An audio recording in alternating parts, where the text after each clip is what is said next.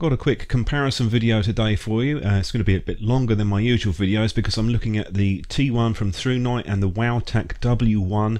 Here's the bundle with both of these. You'll see that it's basically the same, except with the Thrunite light you do get a wrist strap with it. That is quite a long wrist strap though, I will say that. Quick look at the specs because there's nothing to see on the box, and you'll see we've got a fairly standard spec on the Wowtac. We've got a higher power output on the Thrunite light. So that's partly down to the slightly different battery that it's using, but I'll cover that in a second. We'll start off with the Wowtac and have a closer look at that. All the spec and dimensions are on the screen for you in terms of the size. It's pretty standard for a 16340 light in terms of the dimensions. We do have the built-in micro USB port for charging. I'll give you a close-up shot on the head. You can see it's got angled on the sides, so that will prevent it from rolling around if you don't have the clip on. I do find the button a little bit too low profile for me, but I'll show you a comparison later on with the Thrunite. There's your contact point in the top, and here's your battery. There's 16340 at 650 milliamp hour. Inside there's your spring, and there is a magnet in there if you can get in there and fish that out if you don't want it. Even though you don't get a wrist strap, you can attach one to the body on the Wowtac.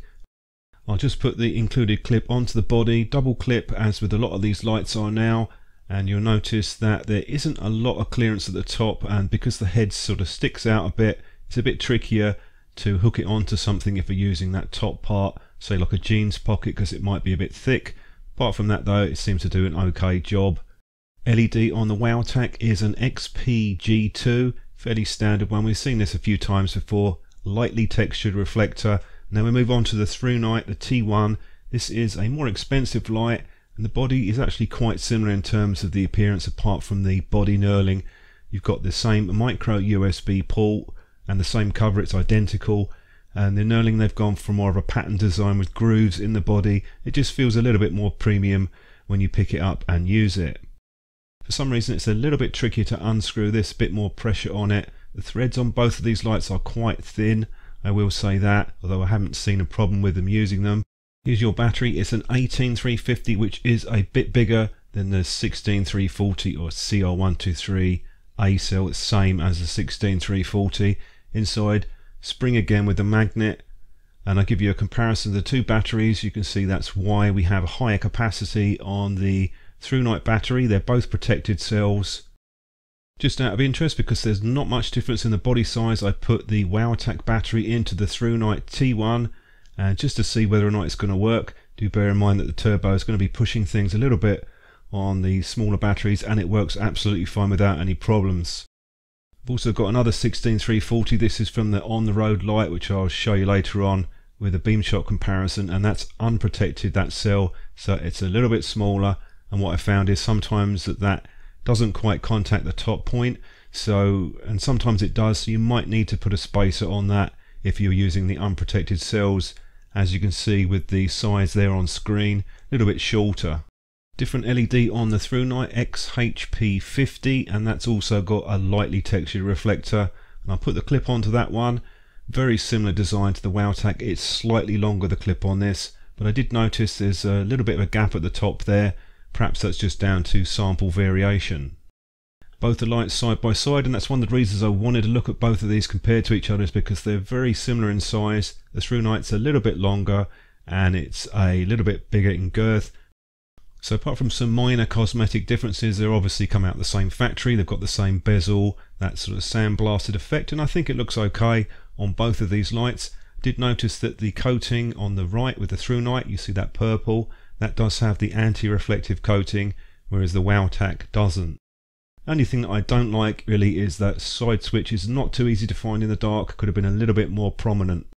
Pretty simple UI with both of these lights, but I'll cover them both just to show you. Single press on and off, then it's just a case of push and hold to cycle through the power levels. That means low, medium and high on the Wowtac.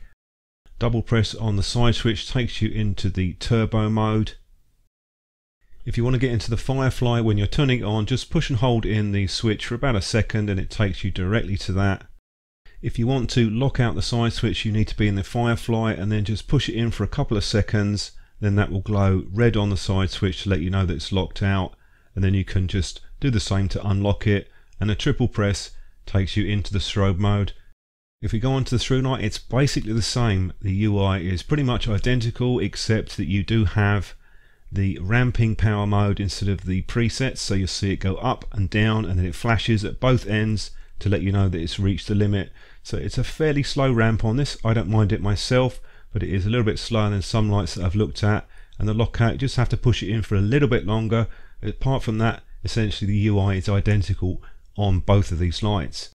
And I find that pretty good because the UI is very easy to pick up, and you've got access to the strobe and the lowest outputs and turbo too.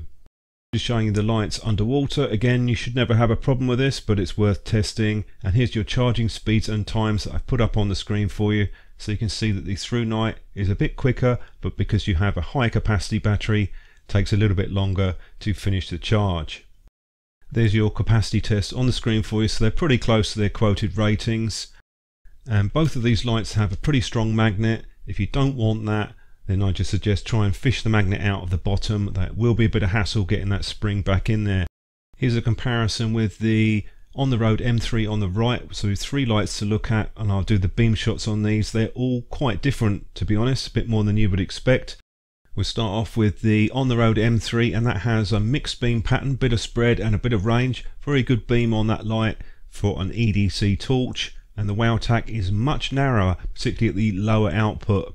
Different beam than I was expecting off of this light, and then once you beef up the power to just under 600 lumens, you'll see that it does spread out a fair bit, but it's still quite concentrated in the middle. If I compare it to the Thrunite, that's a much wider beam pattern, so they're all very different, these lights. And once you kick the T1 up to the turbo mode, you can really see it spread out. So really down to taste what you prefer. I suppose the M3 has the most balanced beam pattern, but the T1 is quite good for an EDC light. I'll run a few more beam shots now, as I usually do, with a bit of music, and I'll come back at the end and just share a few thoughts on these lights with you.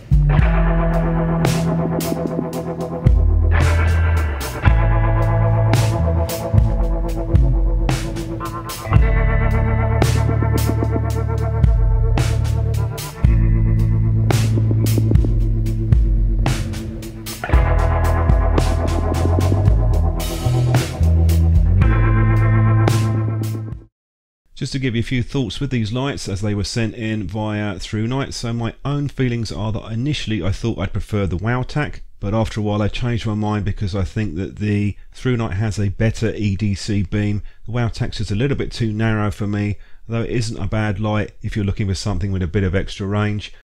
One thing I did notice, the Thrunite was more prone to damage for some reason, even though it's Type 3 rated, but I can't really comment long term on that at the moment. So overall my thoughts are, as you can use the 16340 cells in the T1 and the beam is more of an EDC beam, that would be personally the light that I would go for myself. If you've used either of these, do let me know what you think in the comment section, and thanks for watching.